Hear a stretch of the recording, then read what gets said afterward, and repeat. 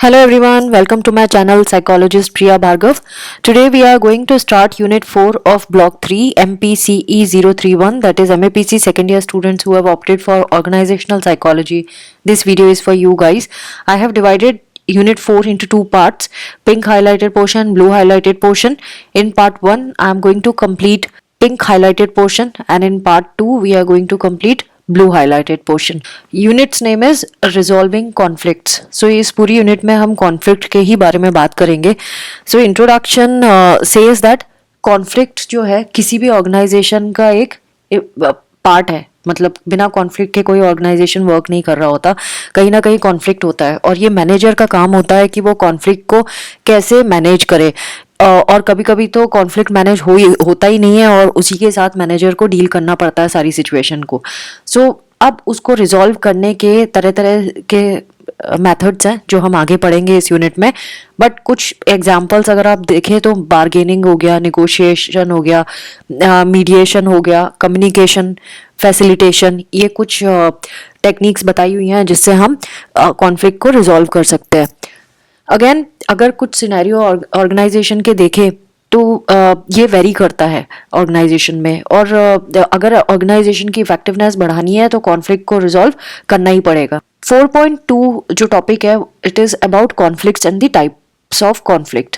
तो one by one हम ये सब समझेंगे. पहले सबसे पहली चीज़ कि कॉन्फ्लिक्ट की डेफिनेशन जानना ज़रूरी है जो हम आगे इस चैप्टर में समझेंगे. सो जब भी लोगों के बीच में कॉन्फ्लिक्ट शुरू होता है सो ये एक ऐसी सिचुएशन होती है जहाँ पे लोग ट्राई करते हैं कि उस कॉन्फ्लिक्ट की सिचुएशन को रिजॉल्व कर सके. लेकिन सपोज अगर वो कॉन्फ्लिक्ट कभी रिजॉल्व हो ना, तब आप क्या करोगे? ये आपको एक डिस्टर्बिंग सिचुएशन में डाल देता है. अगर कॉन्फ्लिक्ट रिजॉल्व हो जाए तो बहुत अच्छा है, हैप्पी हैप्पी है सब. लेकिन अगर रिजॉल्व नहीं होता है तो वो आपको एक डिस्टर्ब मोड में डाल देता है. और जनरली कॉन्फ्लिक्ट जब होता है तो रीज़न क्या हो सकता है? रीज़न ऑफ कोर्स कुछ भी हो सकते हैं, लेकिन मेन जो उससे जिस्ट हम निकालते हैं वो ये निकालते हैं कि दो लोगों के बीच में डिसएग्रीमेंट है, उनमें किसी बात पे कॉमन पेज पे वो लोग आ नहीं पाए, है ना. तो डिसएग्रीमेंट दो ऑर्गेनाइजेशन के बीच में भी हो सकता है, दो ग्रुप के बीच में भी हो सकता है, दो इंडिविजुअल्स के बीच में भी हो सकता है. तो conflict is all about disagreement between individuals और ग्रुप्स. जनरली ये देखा गया है कि जब भी कोई ग्रुप अर्ली स्टेजेस में होता है तो उसमें कॉन्फ्लिक्ट्स की प्रोबेबिलिटी ज़्यादा होती है. अब इसका इन्फ्लुएंस ऑर्गेनाइजेशन की इफेक्टिवनेस पे भी पड़ता है, ऑर्गेनाइजेशन की परफॉर्मेंस पे भी पड़ता है, ऑर्गेनाइजेशन किस तरह से गोल अचीव करेगा उस पर भी पड़ेगा. यानी कि इसको रिजॉल्व करना एक कंपल्शन हो गया है. अगर ऑर्गेनाइजेशन में हमने कॉन्फ्लिक्ट रिजॉल्व नहीं किया तो वो ऑर्गेनाइजेशन की परफॉर्मेंस पे इम्पैक्ट डालने वाला है. और स्पेसिफिकली तब जब ये कॉन्फ्लिक्ट एक हायर लेवल पे पहुंच गया, बहुत ज़्यादा ही बढ़ जाए कॉन्फ्लिक्ट, तो वो ऑर्गेनाइजेशन का परफॉर्मेंस को रिड्यूस करेगा, इफेक्टिवनेस को रिड्यूस करेगा ही करेगा. अब बहुत सारे कारण हो सकते हैं जिससे कॉन्फ्लिक्ट होता है, जैसे कि जॉब बाउंड्रीज, जॉब रिस्पॉन्सिबिलिटीज़, फिर अगर कम्युनिकेशन डिफेक्टिव है, जो ग्रुप के मेंबर्स हैं उनके बीच में मिसअंडरस्टैंडिंग ज़्यादा है, सो ये ग्रुप में कॉन्फ्लिक्ट के कारण हो सकते हैं. देन पर्सनालिटी क्लैशेस भी एक रीज़न हो सकता है.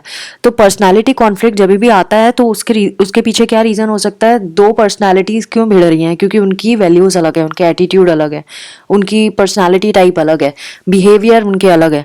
देन एक और फैक्टर है जो कॉन्फ्लिक्ट कॉज करता है, वो है पावर एंड स्टेटस. अगर दो इंडिविजुअल्स हैं उनके बीच में गोल को अचीव करने का डिफरेंट तरीका है तो वो आपस में कॉन्फ्लिक्ट वाली सिचुएशन क्रिएट कर लेंगे.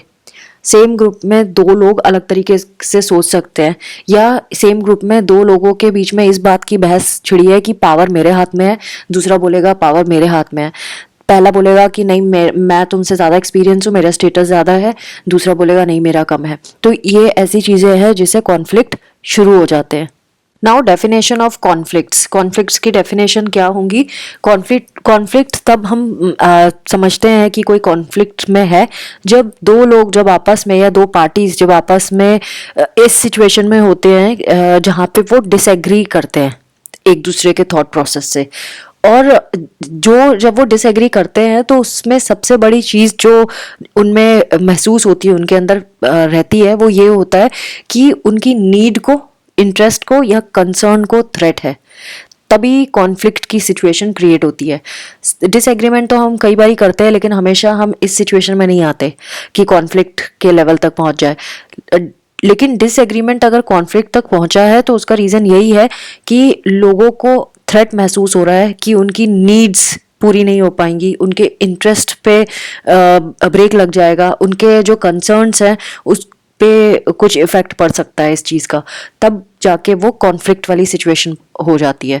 अगर वर्क प्लेस पे कोई कॉन्फ्लिक्ट होता है तो वो टाइम कंज्यूमिंग एंड कॉस्टली तो है ही, साथ में जैसे ही कॉन्फ्लिक्ट हो जाता है, डिसएग्रीमेंट किसी चीज़ पे हो जाता है नीड या गोल को लेकर, तो जो बिहेवियर होते हैं उसकी वजह से, कॉन्फ्लिक्ट की वजह से, वो क्या क्या हो जाते हैं, जैसे लोग गॉसिप करने लग जाते हैं, अवॉइडेंस वाली सिचुएशन आ जाती है, पैसिव कम्युनिकेशन हो जाता है, वर्बल अब्यूज़ भी देखने के लिए मिलता है, इवन कभी कभी तो हाथापाई भी हो जाती है, हॉस्टिलिटी वाली चीज़ें भी देखने के लिए मिलती हैं। तो ये सारी चीज़ें हमें नोटिस होंगी जो आउटपुट होगा कॉन्फ्लिक्ट का। अब कुछ स्टेप्स बताए हैं जिससे हम कॉन्फ्लिक्ट को रिजॉल्व कर सकते हैं। नंबर 1, पहले जो कॉन्फ्लिक्ट है वो डिसएग्रीमेंट से ज़्यादा है, मैंने ये पहले ही बताया था, डिसएग्रीमेंट से बढ़ जाए तो हम उसे कॉन्फ्लिक्ट कहते हैं। ये वो सिचुएशन है जहाँ पे लोग इसको एज अ थ्रेट लेते हैं, फिजिकल थ्रेट भी हो सकता है, इमोशनल भी हो सकता है, पावर से रिलेटेड, स्टेटस से रिलेटेड, ये कुछ एग्जाम्पल दिया है, इससे रिलेटेड हो सकता है। यानी टेक्निकली उनके वेलबींग को जब थ्रेट महसूस होता है तो वो कॉन्फ्लिक्ट की सिचुएशन मानी जाती है और इसको रिजॉल्व करना एक ज़रूरी टास्क हो जाता है। नाउ सेकंड जो हमें कॉन्फ्लिक्ट के बारे में सोचना पड़ेगा वो ये कि जो पार्टिसिपेंट है कॉन्फ्लिक्ट में, जो पार्टिसिपेट कर रहे हैं, ऐसे लोग जिनके बीच में कॉन्फ्लिक्ट हुआ है, वो रेस्पॉन्ड करेंगे उस सिचुएशन को on the basis of their perception. यानी सबके परसेप्शन अलग अलग होते हैं, हम सब यूनिक ह्यूमन बींग्स हैं, तो हम परसीव भी अलग तरीके से करते हैं हर एक सिचुएशन को। तो जब कोई कॉन्फ्लिक्ट होता है तो जो इंसान है वो उस सिचुएशन को वैसे ही परसीव करेगा जैसे उसकी पर्सनालिटी है, वो उसको फिल्टर करेगा सारे चीज़ों को, उसके रिएक्शंस भी उसी तरह से अपने तरीके से फिल्टर हो के आएंगे, जैसे कि उसकी वैल्यूज़ क्या हैं, कल्चर क्या है, उसका बिलीव क्या है, किस तरह की इंफॉर्मेशन उसके पास है, उसके एक्सपीरियंसेस क्या है, जेंडर कौन सा है, और बाकी के वेरिएबल्स हैं जो उसके परसेप्शन को इम्पैक्ट करेगा, और उसी वजह से वो उस पर्टिकुलर सिचुएशन को देखेगा, रिएक्ट करेगा और सोचेगा कि आगे क्या है, कौन से क्या थ्रेट उसको समझ में आएंगे। हो सकता है दूसरे के लिए कुछ और थ्रेट हो उस सिचुएशन में, सेम पर्सनालिटी के बंदे को। तो वो डिपेंड करता है कि आपके एक्सपीरियंसेस किस तरह के, पर्सनल एक्सपीरियंसेस कैसे हैं। हो सकता है किसी को वो चीज़ कॉन्फ्लिक्ट वाली लगे ही ना जो सामने वाले को लग रही है ना। तो थर्ड पॉइंट में इन्होंने बोला है जो कॉन्फ्लिक्ट है उसमें बहुत सारी चीज़ें होती है, सब्सटेंटिव, प्रोसीजरल, साइकोलॉजिकल डायमेंशन होते हैं। सो ऑफ कोर्स होते हैं, जैसे हमने अभी पढ़ा कि वो उस पर्टिकुलर सिचुएशन पे बेस्ड होती है। देन साइकोलॉजिकल यानी कि उसकी पर्सनालिटी टाइप कैसी है, प्रीवियस एक्सपीरियंसेस कैसे हैं, उसकी वैल्यूज़ क्या लेके आ रहा है, ये सारी चीज़ें। एंड कॉन्फ्लिक्ट किस तरह से आगे बढ़ा है इस पे भी डिपेंड करता है ना। कहीं ज़्यादा टीमिंग तो नहीं हो गई है कि कई लोग एक के साथ हो गए, दूसरे को थ्रेट महसूस हुआ तो बात बढ़ गई। अगेन कॉन्फ्लिक्ट्स जो होते हैं वो प्रिडिक्टेबल होते हैं, एक्सपेक्टेड होते हैं। ऐसी सिचुएशन में जहाँ पे हमें मालूम है कि एक कॉम्प्लेक्स सिचुएशन है, स्ट्रेसफुल प्रोजेक्ट है और इसमें प्रोबेबिलिटी है कि ऐसी चीज़ें होंगी, ऐसे में कॉन्फ्लिक्ट होते ही है। और अगेन इंसान ने जब बहुत सारा एफर्ट लगाया होता है किसी प्रोजेक्ट में और तब कुछ बात हो जाए तो कॉन्फ्लिक्ट होने की प्रोबेबिलिटी बढ़ जाती है। तो हमें कुछ ऐसे प्रोसीजर्स भी आइडेंटिफाई करने पड़ेंगे जिससे हम कॉन्फ्लिक्ट को बचा सकते हैं होने से, या उसको ढंग से मैनेज कर सकते हैं, कंस्ट्रक्टिवली मैनेज कर सकते हैं। और जो भी हमें इससे इंफॉर्मेशन मिलेगी कॉन्फ्लिक्ट से, उसको हम यूज़ कर सकते हैं as a learning experience. Then next point is creative, जो प्रॉब्लम सॉल्विंग स्ट्रेटजीज हैं वो हम यूज़ कर सकते हैं किसी भी कॉन्फ्लिक्ट को मैनेज करने के लिए। ये एक पॉजिटिव अप्रोच मानी जाएगी अगर हम इस कॉन्फ्लिक्ट वाली सिचुएशन को पॉजिटिवली रिजॉल्व करने की कोशिश करें। टाइप्स ऑफ कॉन्फ्लिक्ट्स, यहाँ पे 3 टाइप्स ऑफ कॉन्फ्लिक्ट्स की बात की है, और ये जो 3 टाइप्स ऑफ कॉन्फ्लिक्ट्स है ये गोल कॉन्फ्लिक्ट्स हैं बेसिकली। सारे टाइप्स के कॉन्फ्लिक्ट्स नहीं बताए यहाँ पे, 3 टाइप्स ऑफ गोल कॉन्फ्लिक्ट्स बताए हैं। ये कौन कौन से हैं? Approach conflict, approach avoidance conflict, avoidance conflict. नाम तो बड़े इजी है, अब इनको हम समझेंगे क्या क्या है। अप्रोच कॉन्फ्लिक्ट की बात करें तो जहाँ पे इंडिविजुअल मोटिवेटेड है 2 या 2 से ज़्यादा पॉजिटिव लेकिन म्यूचुअली एक्सक्लूसिव गोल्स के लिए, यानी दो गोल्स हैं, दोनों ही पॉजिटिव गोल्स हैं और म्यूचुअली एक्सक्लूसिव है, मतलब दोनों ही डिफरेंट गोल्स है, दोनों का एक दूसरे से बिल्कुल भी 1% का भी नाता नहीं है। दो एक्सक्लूसिव गोल्स है, पॉजिटिव गोल्स है, यानी दोनों में ही इंसान को बेनिफिट ही होगा और वो मोटिवेटेड भी है इसको करने के लिए, तो इसको बोलते हैं approach conflict. Second is approach avoidance conflict, यानी कि इंडिविजुअल मोटिवेटेड तो है गोल तक जाने के लिए, उसी एट द सेम टाइम वो मोटिवेटेड है उसको अवॉइड करने के लिए भी, मतलब वो जाना गोल को अचीव भी करना चाहता है और उसको अवॉइड भी करना चाहता है। गोल इसलिए अचीव करना है क्योंकि कंपनी ने उसको काम दिया है, लेकिन वो अवॉइड कर रहा है क्योंकि उसको इंटरेस्ट नहीं है ना। Next is third avoidance conflict. अब यहाँ पे जो इंडिविजुअल है वो मोटिवेटेड है दोनों एक्सक्लूसिव नेगेटिव गोल्स को अवॉइड करने के लिए। अब ये दोनों गोल्स जो हैं वो नेगेटिव हैं और वो एक्सक्लूसिव है, म्यूचुअली एक्सक्लूसिव गोल्स है, दोनों नेगेटिव हैं, इसीलिए वो अवॉइड भी करना चाहता है। इजी। सो ये 3 तरह के गोल कॉन्फ्लिक्ट्स बताए हुए हैं। सो इसमें इन्होंने यहाँ पे बताया कि जो ऑर्गेनाइजेशन है वो उसमें हम एक ऑर्गेनाइजेशनल बिहेवियर भी नोटिस करते हैं किसी पर्सन का। सो वो क्यों आता है, क्योंकि वो जब कोई एम्प्लॉय लोगों से इंटरेक्ट करता है, interpersonal and inter group conflicts तो होते ही होते हैं और वो ऑर्गेनाइजेशनल बिहेवियर शो करता है अपना। तो ये जो कॉन्फ्लिक्ट जब इंट्रा इंडिविजुअल लेवल पे होते हैं, यानी इंडिविजुअल के अंदर ही कोई कॉन्फ्लिक्ट चल रहा होता है, तो वो उसके अंदर क्या जनरेट करता है, उसके अंदर फ्रस्ट्रेशन जनरेट कर देता है, गोल कॉन्फ्लिक्ट जनरेट कर देता है, रोल कॉन्फ्लिक्ट जनरेट करता है, एम्बिग्यूटी जनरेट कर देता है, यानी इंसान कंफ्यूज फील करेगा, उसको यही नहीं पता होगा कि भाई मेरा काम क्या है, ऑफिस में क्या काम करना है, देन उसको ये भी नहीं मालूम होगा ये काम मैं क्यों कर रहा हूँ, क्या गोल है, देन वो फ्रस्ट्रेशन भी उसके अंदर आएगी क्योंकि वो हर चीज के लिए कंफ्यूज्ड है ना। तो ये हो गया इंटर इंडिविजुअल लेवल का कॉन्फ्लिक्ट। और फिर गोल कॉन्फ्लिक्ट हमने ये 3 पढ़े हैं। Next is sources of interpersonal conflict. Interpersonal बोले तो दो लोगों के बीच के कॉन्फ्लिक्ट्स। सो क्या क्या कारण हो सकता है, एक तो पर्सनालिटी डिफरेंस ही कारण हो गया, क्योंकि उनमें इंटेलिजेंस अलग है लोगों के बीच में, एबिलिटी, एप्टीट्यूड, मोटिवेशन, ये सारा अलग अलग होता है, सब में वेरी करता है। सो इसीलिए कॉन्फ्लिक्ट होने की प्रोबेबिलिटी बढ़ जाती है। मैनेजर्स के बीच में भी आपको देखने के लिए मिलेगा, सबऑर्डिनेट्स के बीच में भी, टीम मेंबर्स, एम्प्लॉयज, बाकी हर ग्रेड में आपको कॉन्फ्लिक्ट कहीं ना कहीं दिखाई देगा। तो 4 सोर्सेज हो सकते हैं इंटरपर्सनल कॉन्फ्लिक्ट का। नंबर 1 पर्सनल डिफरेंसेस, जैसे मैंने बताया कि सबकी पर्सनालिटी अलग है, सब यूनिक होते हैं, उनके फैमिली बैकग्राउंड अलग हैं, कल्चर अलग है, उनकी वैल्यूज बिलीव्स सब अलग है। सो इन चीज़ों की वजह से कॉन्फ्लिक्ट अराइज हो सकता है, सब लोग अपने तरीके से चीज़ें देखते हैं। Second is information deficiency. अगर कम्युनिकेशन ठीक नहीं है, कम्युनिकेशन गैप एग्जिस्ट कर रहा है, तो डेफिशिएंसी होगी, इंफॉर्मेशन डेफिशिएंसी एग्जिस्ट करेगी और कॉन्फ्लिक्ट भी एग्जिस्ट करेगा। यानी अगर कम्युनिकेशन गैप है तो इन्फॉर्मेशन भी करेक्ट नहीं मिलेगी, यानी कि मिस इन्फॉर्मेशन हो रहा है। सो ऑटोमेटिकली अब अगर इंफॉर्मेशन ठीक नहीं है तो लोग बीच में बहस करेंगे ही करेंगे। Third is role incompatibility. हो सकता है जो इंट्रा इंडिविजुअल रोल कॉन्फ्लिक्ट से इंसान जूझ रहा हो, इंट्रा इंडिविजुअल अभी हमने पढ़ा था कि इंडिविजुअल के अंदर ही बहुत सारी फ्रस्ट्रेशन चल रही होती है, रोल कन्फ्यूजन होता है उनको, है ना, और बाकी कैसे काम करना है, गोल कन्फ्यूजन भी होता है। तो ये सारे कॉन्फ्लिक्ट इंसान के अंदर चल रहे होते हैं। एक तो ये कॉन्फ्लिक्ट है ही, ऊपर से फिर इंटर ग्रुप कॉन्फ्लिक्ट भी है, ग्रुप्स के बीच में भी सेम इश्यूज पे झगड़ा हो रहा है, तो रोल इनकम्पैटिबिलिटी हो गई, सो कॉन्फ्लिक्ट होगा। Fourth is environmental stress. अगर ऑफिस का एनवायरमेंटल कंडीशन ठीक नहीं है, वहाँ पे सपोज डाउन साइजिंग हो रही है, कंपटीशन बहुत है, अनसर्टेनिटी है, कोई जॉब सिक्योरिटी नहीं है, एनवायरमेंट जो ऑफिस का कल्चर है वो ठीक नहीं है, तो भी कॉन्फ्लिक्ट वाली सिचुएशन बन जाती है। Now inter group conflict. अगर दो ग्रुप्स के बीच में कॉन्फ्लिक्ट हो रहा है तो उसके क्या क्या रीजंस हो सकते हैं। पहला, कंपटीशन फॉर रिसोर्सेज। हो सकता है दो ग्रुप्स को एक ही रिसोर्स चाहिए और वो लिमिटेड रिसोर्स है, तो वो आपस में लड़ाई झगड़ा करेंगे, जल्दी लेने की कोशिश करेंगे, कोई पीछे लेट हो गया, उसको नहीं मिले प्रॉपर रिसोर्सेज तो फाइट होगी। Second is task interdependence.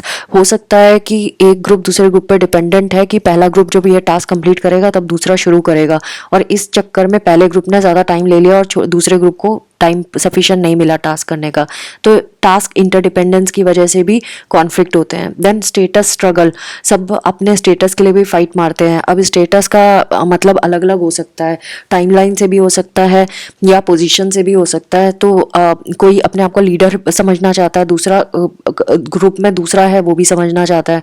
दोनों ग्रुप में से एक बोलता है हम बड़ा ग्रुप है, दूसरा कहता है हम बड़ा ग्रुप है, उसमें भी लड़ाई होती है। Then ambiguity, confusion, complete confusion, कौन सा ग्रुप क्या टास्क करेगा, किसी को कुछ नहीं पता, कोई भी कुछ भी करके ला रहा है और जो जिसके लिए बने हुए हैं वो नहीं कर पा रहे हैं, तो इसमें भी कंफ्यूजन क्रिएट होती है and then inter group conflict develop हो जाता है और ये पूरे ग्रुप पे भी इसका असर पड़ता है।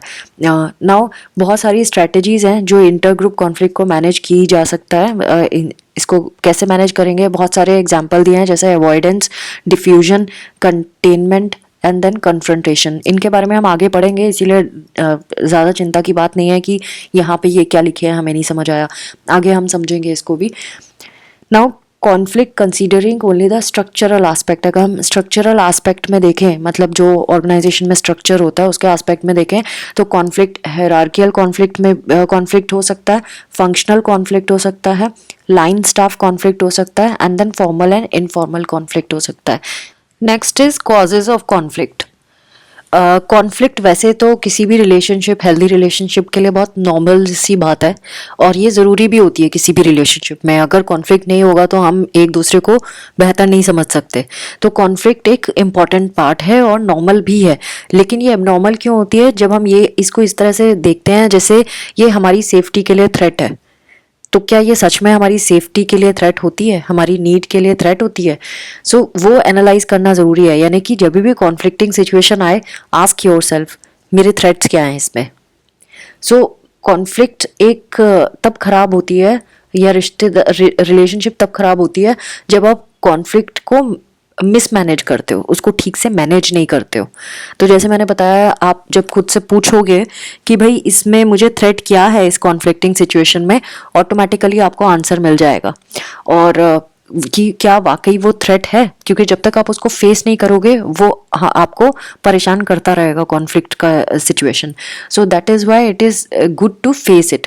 सो जब आप इसको हैंडल करते हो रेस्पेक्टफुली, पॉजिटिव वे में, तो कॉन्फ्लिक्ट आपको बहुत सारी अपॉर्चुनिटी देता है कि आप उसमें ग्रो करते हो।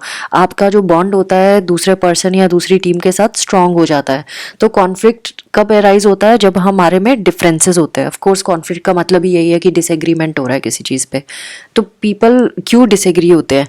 इसीलिए क्योंकि उनके मोटिवेशंस अलग है, उनके परसेप्शंस अलग है, आइडियाज़ अलग हैं, उनकी वैल्यूज़ अलग है, उनके डिज़ायर्स अलग हैं। तो जब दो लोग अलग अलग चीज़ सोच रहे होते हैं एक ही सिचुएशन में, तो ये कॉन्फ्लिक्ट हो जाता है। अब कॉन्फ्लिक्ट हमेशा फीलिंग्स को ट्रिगर करता है। आपके जो पर्सनल नीड्स हैं वो आपके कोर प्रॉब्लम बन जाते हैं। तो आपको सेफ फील करना बहुत ज़रूरी है, उसमें सिक्योर फील करना बहुत ज़रूरी है। ऐसी सिचुएशन में हर एक इंसान चाहता है कि वो सेफ फील करे, सिक्योर फील करे, उसको रेस्पेक्ट मिले, उसको वैल्यू मिले, है ना, और ज़्यादा उसको क्लोजनेस मिले, इंटीमेसी मिले।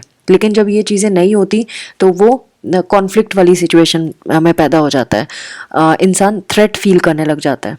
तो conflict arise from different needs. हमारी जो डिफरेंट नीड्स होती है, हमारी क्या नीड है? हर एक इंसान की नीड होती है कि वो उसको कोई समझे, उसको नर्चर करे, उसको सपोर्ट करे। और जब इनमें ही कुछ खतरा हो जाता है तो वो सिचुएशन वर्स्ट होने लग जाती है। पर्सनल रिलेशनशिप की अगर हम बात करें तो अगर दो लोगों के बीच में अंडरस्टैंडिंग नहीं है और उनकी नीड्स भी डिफ़र करती हैं, और उसके रीज़न क्या हो सकते हैं, जैसे मैंने बताया वैल्यूज़ और हमारी पर्सनालिटी टाइप, हमारा कैसा बैकग्राउंड है, वो सारी चीज़ें। और जब ये कॉन्फ्लिक्ट होता है पर्सनल रिलेशनशिप में और इस तरह से डिफरेंट नीड्स की वजह से होता है और वो एक दूसरे को समझ नहीं पाते, तो फिर दोनों लोगों के बीच में डिफरेंसेस आने लगते हैं, आर्ग्यूमेंट होता है, वो एक दूसरे को से डिस्टेंस कर लेते हैं, इवन ब्रेकअप वाली कंडीशन भी आ जाती है। वर्क प्लेस में अगर कॉन्फ्लिक्ट हो तो फिर हमें ये देखना पड़ेगा कि हमारी नीड क्या है, और जो हमारी नीड है वो वाकई लायबल है, मतलब उस सिचुएशन में हमें अपनी नीड के बारे में सोचना चाहिए। और अगर हम इसको पूरे को एग्जामिन करेंगे कंपैशन के साथ, तो हम समझ पाएंगे कि कहाँ गलत जा रहे हैं हम, और एक सही क्रिएटिव वे में हम प्रॉब्लम को भी सॉल्व कर पाएंगे, टीम बिल्डिंग भी हो जाएगी और रिलेशनशिप भी टीम्स के बीच में अच्छी हो जाएगी। यहाँ पे इन्होंने कुछ पॉइंटर्स दिए हैं जो हम चेक कर सकते हैं अपने ऊपर। जैसे a conflict is more than just a disagreement, disagreement से ज़्यादा होता है कॉन्फ्लिक्ट। हमेशा कॉन्फ्लिक्ट तभी आएगा जब आपका डिसएग्रीमेंट बहुत हद से ज़्यादा बढ़ चुका है। सो दोनों पार्टीज़ को अपने थ्रेट्स को आइडेंटिफाई करना पड़ेगा और ये देखना पड़ेगा कि जिस थ्रेट को आप सोच रहे हो वो वाकई रियल है या आपके मन का फितूर है, आपके दिमाग ने एक फितूर पैदा कर दिया, ऐसा तो नहीं है। तो अपने थ्रेट को आइडेंटिफाई करना पड़ेगा और ये भी चेक करना पड़ेगा वो रियलिस्टिक थ्रेट है या ऐसे ही थ्रेट है। Second is conflict continue to fester then ignored. हमेशा हमें कॉन्फ्लिक्ट को फेस टू फेस लाना पड़ेगा, अपने सामने अपने डर को फेस करना पड़ेगा और उसको रिजॉल्व करना पड़ेगा, तब जाके ये कॉन्फ्लिक्ट जाएगा। अदरवाइज अगर आप इग्नोर करोगे कि ये इशू है चलो आज छोड़ देते हैं जाने दो अगली बार आएगा तब देखेंगे, और ऐसे इग्नोर करते जाओगे तो बार बार ये कॉन्फ्लिक्ट डेवलप होगा। बेटर आइडिया इज इसको फेस करो और इसको रिजॉल्व करो। Third is we respond to conflicts based on our perception. हम हमारी लाइफ में हमारे जितने एक्सपीरियंसेस रहे हैं, हमारा जो कल्चर बिलीफ बैकग्राउंड रहा है, जो हमने लोगों से सीखा है, अपनी फैमिली के से जो सीखा है उसी को लेकर हम आगे बढ़ते हैं। हर एक इंसान की पर्सनालिटी बन जाता है वो। और जब हमारे परसेप्शंस जिस तरह के होते हैं हम उस सिचुएशन को उसी तरीके से देखना शुरू हो जाते हैं। एंड कभी कभी हमारे परसेप्शंस गलत भी होते हैं और ये एक्सेप्ट करना ज़रूरी है कि हमारे परसेप्शंस भी गलत होते हैं, हो सकते हैं। तो तब आप जाके उस कॉन्फ्लिक्ट को रिजॉल्व करने की सिचुएशन में आओगे। Fourth is conflicts trigger strong emotions. जब भी कॉन्फ्लिक्ट होता है ऑफ कोर्स हमारे अंदर से ऐसे स्ट्रॉन्ग इमोशंस डेवलप होते हैं जो जनरली नेगेटिव होते हैं और उसकी वजह से हमारे अंदर स्ट्रेस भी हो जाता है। लेकिन अगर हम इसको मैनेज करना सीख जाएं, अपने इमोशन को, अपने स्ट्रेस को, तो हम ये कॉन्फ्लिक्ट को सक्सेसफुली रिजॉल्व कर सकते हैं। Last is conflicts are an opportunity for growth. अगर हम कॉन्फ्लिक्ट को ऐसा सोचें कि ये वो चीज़ है रिलेशनशिप में जिसको रिजॉल्व किया जा सकता है, एंड ये जैसे अगर हमने इसको रिजॉल्व कर लिया तो ये लोगों के बीच में ट्रस्ट डेवलप करता है। लोग सिक्योर फील करते हैं उस रिलेशन में क्योंकि उनको मालूम है हम लड़ेंगे लेकिन साथ रहेंगे। और फिर एक डिसएग्रीमेंट को कैसे हैंडल करना है वो भी वो सीख जाते हैं, उसको कैसे सरवाइव करना है, चैलेंजेस को कैसे सरवाइव करना है, ये भी कॉन्फ्लिक्ट को रिजॉल्व करके इंसान सीख जाता है।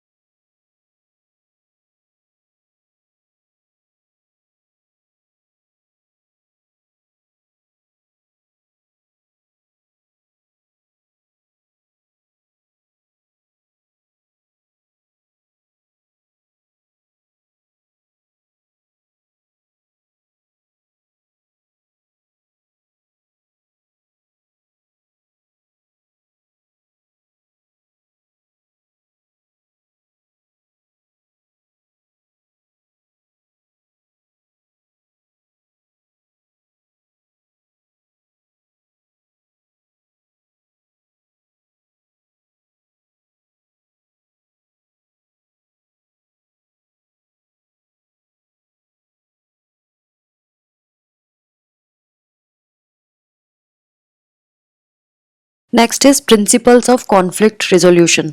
सो कुछ कॉमन प्रिंसिपल्स बताए हैं जिसको हम अगर फॉलो करेंगे तो हम कॉन्फ्लिक्ट को आराम से रिजॉल्व कर सकते हैं। और ये कॉन्फ्लिक्ट किसी के बीच में भी हो सकता है, इंडिविजुअल्स के बीच में हो, ग्रुप के बीच में हो, कम्युनिटीज़ के बीच में हो, नेशंस के बीच में हो, किसी भी लेवल पे हो, हम इसको रिजॉल्व कर सकते हैं। क्या क्या तरीके हैं? नंबर 1, वी मे बी काम। अगर आप शांत रहोगे तो कॉन्फ्लिक्ट आराम से आप रिजॉल्व कर पाओगे। सेकंड, वी मे बी मैग्नेनिमस, यानी कि हमें सिर्फ इंपॉर्टेंट इश्यूज पे कंसंट्रेट करना है, छोटे इश्यूज पे कंसंट्रेट नहीं करना जब हम किसी कॉन्फ्लिक्ट में होते हैं। आपको पुरानी गड़े मुर्दे उखाड़ के नहीं लाना है, अभी प्रेजेंट क्या इशू है, मेजर इशू क्या है, उस पर फोकस करना है। देन नीड फॉर डिस्कशन और डिबेट, कभी कभी बैठ के बात करने से ही चीज़ें सॉल्व हो जाती हैं, सो बैठकर बात करो। नीड टू अप्लाई रैशनैलिटी, अब कभी कभी हमारे परसेप्शंस भारी पड़ जाते हैं, जो प्रीवियस एक्सपीरियंसेस है, हमारी पर्सनालिटी, बिलीफ, ये सब, सो उसको अलग रखो और आप रैशनली इस सिचुएशन को सोचो, थर्ड पर्सन के तरीके से सोचो, अपने इमोशंस को बीच में लाए बिना। Then we have to acknowledge emotions. एक साइड पे तो फैक्ट होते हैं और रैशनल थिंग होती है, दूसरी साइड हमारे इमोशंस होते हैं, तो आपको रैशनली फैक्ट्स की तरफ फैक्ट करना है और अपने इमोशंस को थोड़ा साइड रखना है। नीड टू थिंक क्रिएटिवली, अगर आप क्रिएटिवली सोचोगे किसी इंसिडेंट के बारे में कि अच्छा इसको हम थोड़ा फन वे में सोच के देखते हैं, इसको ज़्यादा सीरियसली नहीं लेते, तो चीज़ें ज़्यादा बेटर तरीके से समझ में आने लगती हैं, तो उसको जोक की तरह भी लिया जा सकता है चीज़ को। Need to change the environment, कभी कभी हम जगह चेंज कर ले, एनवायरनमेंट चेंज कर ले तो भी कंडीशंस बेटर हो जाती हैं, हमें ज़्यादा सही से कॉन्फ्लिक्ट को रिजॉल्व करने का मौका मिल जाता है। देन कॉम्प्रोमाइज़, कभी कभी दोनों टीम्स को कॉम्प्रोमाइज़ करना पड़ता है, कुछ चीज़ें छोड़नी चाहिए पड़ती है अपने अपने साइड से और कुछ रखनी पड़ती है। Need to change the wordings, अगर आपके एग्रीमेंट या सेटलमेंट को आप चेंज कर दो थोड़ा बहुत तो भी चीज़ें ठीक होने लग जाती हैं। And then have to accept the situation, कभी कभी हमारे पास कोई सोल्यूशन होता नहीं है या फिर जो होता है वो हमारे लायक नहीं होता है, तो बेटर आइडिया इज जैसी सिचुएशन है उसको वैसे ही एक्सेप्ट कर ले तो भी चीज़ें रिजॉल्व हो जाती हैं। Next topic is conflict resolution techniques. अब हम ऐसी टेक्निक सीखेंगे जो कॉन्फ्लिक्ट को रिजॉल्व करने में हेल्प करती है। तो अगेन कुछ फैक्टर्स हैं जिसकी वजह से कॉन्फ्लिक्ट रिजोल्यूशन टेक्निक्स हम डिसाइड कर पाएंगे कि कहाँ कौन सी टेक्निक हमें यूज़ करनी है, कौन सी अप्रोप्रिएट टेक्निक हम यूज़ करेंगे। तो कौन कौन से फैक्टर्स हैं जिसको आपको कंसीडर करना पड़ेगा। First is why the conflict occurred, conflict हुआ ही क्यों। सेकंड, रिलेशनशिप क्या है कॉन्फ्लिक्टिंग पार्टीज के बीच में, किस तरह का रिश्ता है दो पार्टीज जो आपस में कॉन्फ्लिक्ट सिचुएशन में है। थर्ड, जो रिलेशनशिप है वो प्रिंसिपल एंड कॉन्फ्लिक्टिंग पार्टीज के बीच में है, वो पता लगाना है हमें। तो कुछ टेक्निक्स हैं जो एक मॉडल पे रेस्ट करती हैं, उसके 4 स्टेप्स हैं। जब भी आप कोई टेक्निक यूज़ करते हो तो उसमें ये 4 स्टेप्स को आपको चेक करना पड़ेगा। 4 स्टेप्स क्या क्या हैं? आइडेंटिफाई और क्लैरिफाई द इशू। सबसे पहले जब भी आपके पास कोई कॉन्फ्लिक्टिंग पार्टी आती है, जैसे कि मैंने बताया कॉन्फ्लिक्ट इंडिविजुअल भी हो सकता है, 2 पार्टीज़ के बीच में भी हो सकता है, 2 कम्युनिटीज़ के बीच में भी हो सकता है, 2 नेशंस के बीच में भी होता है। तो जब भी आपके पास कोई आती है कॉन्फ्लिक्टिंग पार्टी तो आपको सबसे पहले चाहे आप कोई भी टेक्निक यूज कर रहे हो, आपको पहले आइडेंटिफाई करना है कि इशू क्या है, उसको क्लैरिफाई करना है। जब आपको इशू पता चल गया, फिर शेयर्ड वैल्यूज देखनी है, मतलब दोनों के कॉमन इंटरेस्ट के बारे में बात करनी है। कॉमन इंटरेस्ट मतलब दोनों की सेम वैल्यूज को ढूंढना है। उसके बाद हमें पॉसिबल सॉल्यूशंस निकालने पड़ेंगे, क्या क्या पॉसिबल सॉल्यूशंस हैं, एंड देन उन सारे सॉल्यूशंस में से एक बेस्ट सॉल्यूशन को हमें सिलेक्ट करना पड़ेगा कॉन्फ्लिक्ट को रिजॉल्व करने के लिए। एक टेक्निक हमें यहाँ पे बताई है जिसको वो बोलते हैं प्रिवेंटेटिव टेक्निक्स। ये बहुत सारी टेक्निक्स इसके अंदर आती हैं, इस कैटेगरी में आती हैं। जैसे personal qualification of the principal, पहली चीज़ जो हमें जानना ज़रूरी है। अगर किसी प्रिंसिपल मतलब जो हेड ऑफ द डिपार्टमेंट है, उसकी पर्सनल क्वालिफिकेशंस क्या क्या हो सकती हैं। अगर हम देखें तो अगर प्रिंसिपल में ये क्वालिटीज़ हैं तो रिलेशनशिप अच्छी बनी होती है, अच्छी रहेंगी। सपोज अगर हम एक स्कूल में ही देखते हैं और स्कूल में हम ये देखना चाह रहे हैं कि प्रिंसिपल किस तरह की क्वालिटीज़ को पजेस करता है, तो अगर वो अच्छी क्वालिटीज़ पजेस करेगा तो उसके रिलेशनशिप्स जो स्टाफ मेंबर्स हैं उनके साथ बहुत अच्छी होगी। आप यही सेम चीज़ वर्क प्लेस पे भी लगा सकते हैं, जहाँ मैनेजर और सबऑर्डिनेट्स के बीच के रिलेशनशिप को हम आइडेंटिफाई कर सकते हैं इस तरह से। तो क्वालिटीज़ क्या क्या हैं? गुड ग्रुप डायनामिक्स उसको अच्छे से आनी चाहिए। मोटिवेशनल स्किल्स होनी चाहिए उसमें, वो परसुएसिवनेस होनी चाहिए, organisational sensitivity, ethnic cultural awareness, objectivity, sense of humour, listening skills, compassion, ये होना चाहिए। And then high degree of loyalty, respect होना चाहिए जितने भी उससे कंसर्न लोग हैं। एंड देन वाइज होना चाहिए, इंटेलिजेंट डिसीजंस लेने वाला होना चाहिए और एनालिटिकल स्किल्स आनी चाहिए। ये सारे प्रिंसिपल में क्वालिटीज़ होने चाहिए अगर वो अच्छी रिलेशनशिप अपने स्टाफ के साथ चाहता है, या मैनेजर में होना चाहिए सबॉर्डिनेट के साथ अगर अच्छी रिलेशनशिप चाहता है। सेकंड जो टेक्निक है इसमें जो भी हम टेक्निक्स पढ़ेंगे ना उसमें ये वाले सारी कैटेगरीज लाई करती हैं।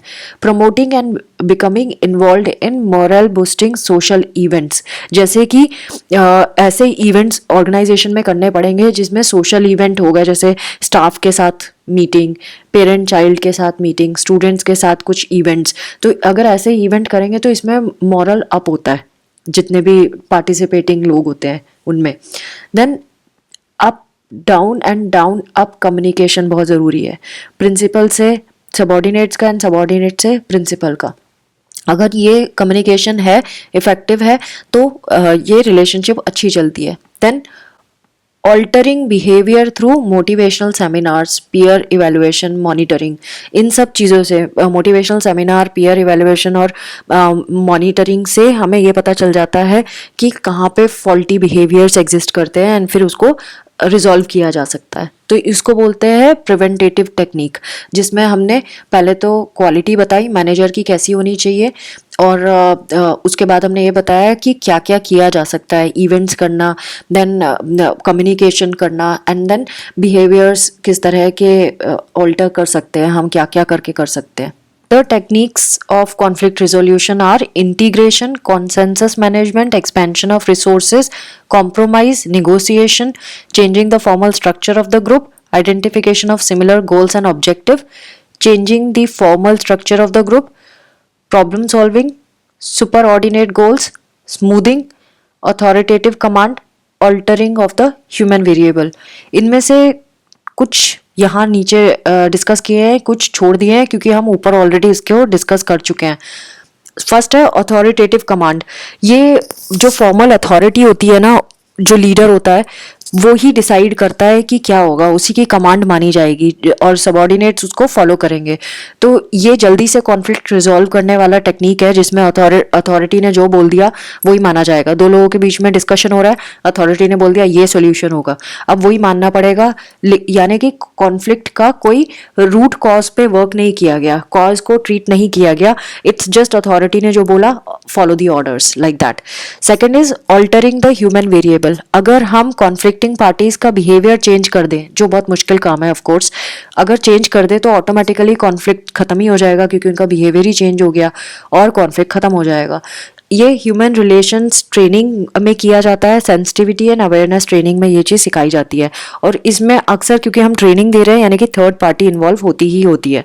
Third is altering the structural variables. ये सक्सेसफुल रिजोल्यूशन माना गया है जहाँ पे ग्रुप मेंबर्स में एक्सचेंजेस होते हैं, कोऑर्डिनेट करते हैं वो पोजीशंस को, और यानी कि मेंबर्स ही चेंज कर दिए। जो लोग लड़ रहे थे, जिस वजह से लड़ रहे थे, सपोज वो एक टीम के मेंबर थे, अब अगर उस टीम से उन मेंबर्स को हटा के दूसरी टीम में डाल दिया तो कॉन्फ्लिक्ट होगा ही नहीं, क्योंकि कॉन्फ्लिक्ट का तो कॉज ही खत्म कर दिया ना हमने। तो इन्होंने वेरिएबल्स को हटा दिया, तो दूसरी टीम में डाल दिया, कुछ और करने के लिए बोल दिया, बाउंड्रीज एक्सटेंड कर दी। तो इस तरह से हम इसको रिजॉल्व करते हैं। Next is integration. ये सबसे इफेक्टिव टेक्निक मानी जाती है जहाँ पे जो डिफरेंट गोल्स, जो आइडियल्स होते हैं उसको देखा जाता है। तो फेस टू फेस डायलॉग होता है, ब्रेनस्टॉर्मिंग होती है, समझा जाता है कॉन्फ्लिक्ट क्या है, उसको इवैल्यूएट किया जाता है, उसकी वर्थ को कि क्यों कॉन्फ्लिक्ट हुआ है, और सजेशंस भी लिए जाते हैं। सो जो टू डिपार्टमेंट्स हैं, अगर उनके जो हेड्स हैं वो आपस में किसी फैसिलिटी को लेकर लड़ाई करें, ये उस तरह की सिचुएशन है। नेक्स्ट इज कॉन्सेंसस मैनेजमेंट, यानी कि इसमें डिसीजंस लिया जाता है सबके आइडियाज सुन के। अब ग्रुप में जितने लोग हैं सबके इनपुट्स लिए जाएंगे, फिर देखा जाएगा कि ये गोल है, अब इसमें किसने क्या, जिसका सबसे बढ़िया सब लोग बोलेंगे कि ये पर्टिकुलर सोल्यूशन सबसे अच्छा है और जिसको मेजॉरिटी मिलेगी उसी को ही फॉलो किया जाएगा। जैसे इंटरनल एग्जामिनेशन की डेट स्कूल में डिसाइड होती है सबसे पूछताछ करके कि कौन सी डेट सबसे बेस्ट रहेगी। कॉम्प्रोमाइज में हम देखेंगे कि यहाँ पे टॉलरेंस, अंडरस्टैंडिंग एंड सिंपैथी से काम किया जाता है। दोनों पार्टीज अपने इंटीग्रिटी एंड डिग्निटी को इंटैक्ट रखती हैं और एक अंडरस्टैंडिंग पे आ जाती है। यानी दोनों ही जैसे पेरेंट टीचर मीटिंग में पेरेंट बोल रहा है हमारा बच्चा सही है, टीचर बोल रहे नहीं हम सही है, बच्चे ने गलती की है। तो जब दोनों ही एक लेवल पे कॉम्प्रोमाइज कर ही लेते हैं कि ठीक है बच्चे को तो स्कूल में पढ़ाना ही है, टीचर भी बोलती है भाई मुझे तो नौकरी करनी ही है, तो फिर ठीक है कॉम्प्रोमाइज कर लो। देन निगोशिएशन में हम सारे पॉसिबल सॉल्यूशंस को देखते हैं और दोनों की थोड़ी थोड़ी एक ऐसे लेवल पे पहुंचते हैं जहाँ पे दोनों को ही बेनिफिट है और डिसाइड करते हैं जहाँ पे किसी एक की बात नहीं सुनी जा रही, म्यूचुअल अंडरस्टैंडिंग से हो रहा है। इस डिसएडवांटेजेस एंड बेनिफिट्स के बारे में सजेशंस दिए जाते हैं, फिर उसमें से चूज किया जाता है क्या बेस्ट है दोनों के लिए, वो किया जाता है। Now next is problem solving में हम जितने भी रिजोल्यूशंस होते हैं, डिसएग्रीमेंट होते हैं, उनको फेस टू फेस लेके आते हैं, कन्फ्रंट करते हैं जो कॉन्फ्लिक्टिंग पार्टीज हैं उनको, और फिर प्रॉब्लम को रिजॉल्व करने की कोशिश की जाती है। इसमें ये नहीं देखते कि राइट या रॉन्ग क्या है या कौन जीतेगा कौन हारेगा, ऐसा नहीं देखते हैं। सिर्फ हमारा यही रहता है टास्क की मिसअंडरस्टैंडिंग को हटाओ और प्रॉब्लम को साइड करो। Next is super ordinate goal. Common goal को इम्पोर्टेंस दी जाती है, दोनों पार्टीज के बीच में जो भी कॉन्फ्लिक्ट है उनको साइड में रखा जाता है। सो दैट एक कोऑपरेट करके ये लोग एक सुपर ऑर्डिनेट गोल को अचीव करें जिसमें सबका भला है उसके बारे में। जैसे कि कोई ऑर्गेनाइजेशन का बिजनेस खतरे में है, ऑर्गेनाइजेशन डूब जाएगा क्योंकि उसके पास पैसा नहीं है। अब तब यूनियन जो होती है वो रेडी हो जाएगी कि ठीक है आप सैलरी काट लो लेकिन बिजनेस को रन करो, अब इसी में सबका भला है। तो इस तरह की सिचुएशन को हम बोलते हैं सुपर ऑर्डिनेट गोल। तो मेजर गोल पे वर्क किया जाता है। देन स्मूथनिंग का मतलब होता है डिफरेंसेस को कट शॉर्ट करो, सप्रेस करो, जो भी डिफरेंसेस है उसको सप्रेस करो और जो कॉमन इंटरेस्ट की बात है उसको एनहांस करो, उसको ज़्यादा बढ़ाओ, पॉजिटिव चीज़ों को बढ़ाओ, नेगेटिव चीज़ों को कम करो, जो सिमिलैरिटीज़ है उनको एक्सेंचुएट करो, जो डिफरेंसेस है उनको सप्रेस करो। Next is positive outcomes of conflicts. क्या क्या पॉजिटिव आउटकम्स हमें मिल सकते हैं कॉन्फ्लिक्ट से, कंस्ट्रक्टिव आउटकम्स जिसे हम कहेंगे। First is provide greater interest in the topic of discussion. हमें एक आइडिया लग जाता है कि ये ऐसा टॉपिक है जिसके बारे में फर्दर डिस्कशन हो सकता है और हमें कुछ प्रोडक्टिव इससे मिल सकता है। Second, stimulate greater feelings of identity. जब हम कॉन्फ्लिक्ट को रिजॉल्व कर देते हैं तो कॉन्फ्लिक्ट से हमें समझ में आता है कि क्या क्या ऐसी चीज़ें हैं जो हमें एक आइडेंटिटी दिलाता है। तो ग्रेटर फीलिंग्स ऑफ आइडेंटिटी को स्टिमुलेट करता है ये। हमें समझ में आता है कि ये चीज़ें हैं जिसको हम पुट फोर्थ रख सकते हैं, जिस पे वर्क कर सकते हैं। हमारे अटेंशन एग्जिस्टिंग प्रॉब्लम पे भी लेके आता है कॉन्फ्लिक्ट। अगर कॉन्फ्लिक्ट हुआ है मतलब कहीं प्रॉब्लम है तभी तो कॉन्फ्लिक्ट हुआ है, तो वहाँ पे हमारी अटेंशन जाती है, फिर हमारे को बहुत सारे प्रॉब्लम के सोल्यूशंस भी मिल जाते हैं, क्योंकि अगर कॉन्फ्लिक्ट हो रहा है मतलब लोगों के पास सोल्यूशन है तभी तो वो डिस्कस कर रहे हैं उसके ऊपर। देन अंडरस्टैंडिंग भी प्रमोट करता है। कॉन्फ्लिक्ट को जब हम रिजॉल्व करते हैं तो लोग एक दूसरे को समझने लग जाते हैं। देन ये मोटिवेट भी करता है किसी को कि वो और इफेक्टिवली वर्क करे। मैनेजर्स अगर हम ऑर्गेनाइजेशन में देखें तो अलग अलग सब यूनिट्स को हैंडल करते हैं, उनको मैनेज करते हैं। जैसे कि कमिटीज़ हो गए, एडहॉक कमेटी हो गई, स्टैंडिंग कमेटी हो गई, टास्क फोर्स हो गया। टास्क फोर्स एडहॉक कमेटी जैसी ही होती है। इनके यूनिक फीचर होते हैं जैसे कि ये कोऑर्डिनेशन करती हैं, इंटीग्रेशन करती हैं डिफरेंट एक्टिविटीज़ का वर्क यूनिट्स के बीच में। देन टास्क फोर्स में जो मेंबर्स होते हैं वो डिफरेंट डिफरेंट स्किल्स के होते हैं, तो ये चेंज भी होते रहते हैं इसके मेंबर्स, क्योंकि अलग अलग हमें जब जैसी स्किल चाहिए हम वैसे वैसे कर देते हैं। Again task force conflict resolution के लिए भी बने होते हैं, उनको सॉल्व करने के लिए भी बने होते हैं, और बहुत सारे फैक्टर्स पे ये वर्क करते हैं जब कॉन्फ्लिक्ट को रिजॉल्व करते हैं। The last topic of today's video is personality conflict and resolution. Personality conflict तब आता है किसी भी वर्क प्लेस पे जब इंटरपर्सनल रिलेशनशिप ठीक ना चल रही हो। इंटरपर्सनल रिलेशनशिप हम कोवर्कर्स की भी बोल सकते हैं। ऑफिस स्पेस में जब दो लोग काम कर रहे हैं और उनकी पर्सनालिटी क्लैश कर जाती है तो हम उसको पर्सनालिटी कॉन्फ्लिक्ट कहते हैं, और उसी वजह से इनमें कॉन्फ्लिक्ट भी आता है क्योंकि पर्सनालिटी अलग अलग है। सो अब ये वर्क प्लेस पे अगर प्रॉब्लम आ रही है तो वर्क भी इम्पैक्ट करेगा। अब इसको मैनेज कैसे किया जाए, तो ये जो कुछ पॉइंटर्स दिए हैं जिससे हम रिजॉल्व कर सकते हैं इंटरपर्सनल कॉन्फ्लिक्ट या और इसे पर्सनालिटी कॉन्फ्लिक्ट भी कहते हैं। पहले, need to be professional and calm, उनको शांत रहना पड़ेगा और प्रोफेशनल रहना पड़ेगा, मतलब काम से मतलब रखो और कुछ और किसी चीज़ से मतलब नहीं होना चाहिए। Second, need to learn to work as a team, team की तरह वर्क करना आना चाहिए। नीड प्रॉपर कम्युनिकेशन, एंड ढंग से कम्युनिकेट करो, ऑफिस से रिलेटेड चीज़ें, नॉट पर्सनल चीज़ें, अच्छे से कम्युनिकेट करना ज़रूरी है जो भी टास्क उनको मिला है। Then need work relationship, only work relationship की ज़रूरत है और कोई रिलेशनशिप की ज़रूरत नहीं है। Then need to know about proper chain of command, क्या क्या उनको ऑर्डर मिले हैं ऊपर से, मैनेजमेंट ने क्या बोला है, क्या करने के लिए बोला है, वो करने के लिए काम करना है। बाकी कोई भी कमांड की ज़रूरत नहीं है, सिर्फ उतनी कमांड की जो उनके वर्क से रिलेटेड है। तो friends, this was all about part 1 of unit 4 block 3 MPCE 031। I hope आपको ये वीडियो बेनिफिशियल लगेगा और प्लीज़ इसको एक बारी सेल्फ रीडिंग ज़रूर करें। Do not forget to subscribe, like and share my videos, and do not forget to press the notification bell. Thanks for watching. Take care of yourself. Bye bye.